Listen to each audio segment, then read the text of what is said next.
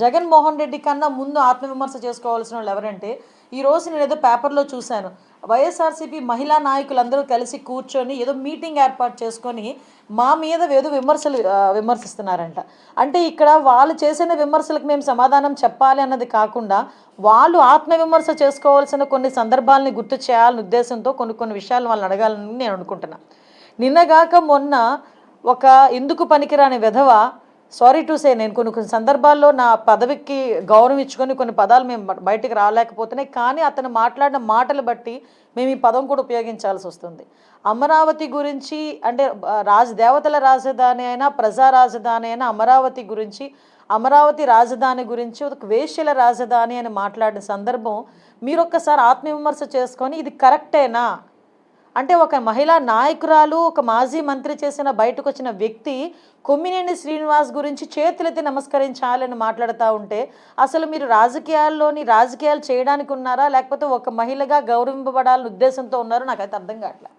ఎందుకంటే అదే కొమ్మినేని శ్రీనివాస్ అనే వ్యక్తి, ఆ కృష్ణమరాజు అన్న వ్యక్తి కూర్చొని మాట్లాడుతూ ఉంటే దాన్ని ఖండించడం పక్కన పట్టి, మీరు అలా మాట్లాడితే మళ్ళీ మీ మీద ఎవరైనా కేసులు పెడతారేమోనండి అని వ్యంగ్యంగా మాట్లాడిన తీరుని చూసి దాన్ని పట్టుకొని అరెస్ట్ చేస్తే, దాన్ని కూడా రాజకీయం చేయడానికి చూసి 70 సంవత్సరాల వ్యక్తి మీద మీరు కేసులు పెడతారా, 70 సంవత్సరాల వ్యక్తిని తీసుకెళ్ళి అక్రమంగా అరెస్ట్ చేస్తారా అని మాట్లాడుతుంటే, ఒక్కసారి రింగులు తిరిగి ఫ్లాష్ బ్యాక్లోకి వెళ్ళండి. ఒకసారి అంకబాబు గారికి ఎంతండి వయసు?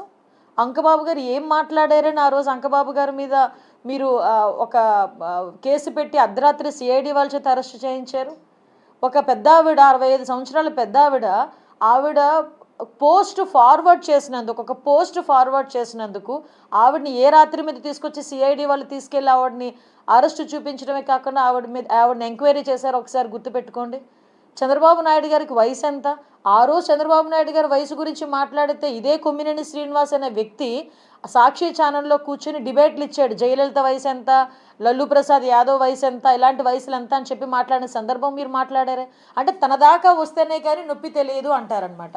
సో ఇదే కొమ్మినేని నేను ఎందుకు ఈ మాట పర్టికులర్గా చెప్తున్నానంటే, ఇదే కొమ్మినేని శ్రీనివాస్ అనే వ్యక్తికి సుప్రీంకోర్టులో కండిషనల్ బెయిల్ ఇచ్చారు.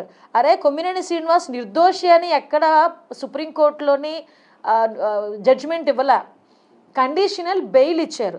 ఏమని కండిషన్స్ పెట్టారు ఒకసారి బెయిల్ పిటిషన్ కనుక చదువుకుంటే, కనీసం మీకు చదువుకున్నా లేకపోతే చదువు వచ్చిన వాళ్ళ చేత చదివించుకున్నా అందులో ఒక పదం ఉంది, మీరు ఎటువంటి టీవీ డిబేట్స్ చేయకూడదు, ఇలాంటి పదాలు కూడా ఉపయోగించకూడదు, ఎటువంటి టీవీ డిబేట్స్కి హోస్ట్ కూడా చేయకూడదు అని చెప్పి కండిషనల్ బెయిల్లో ఉంది. అంటే అక్కడే సుప్రీంకోర్టు కూడా నిర్ధారించింది మీరు మాట్లాడిన తప్పు అని చెప్పి. దాన్ని సమర్థించుకుంటూ జగన్మోహన్ రెడ్డి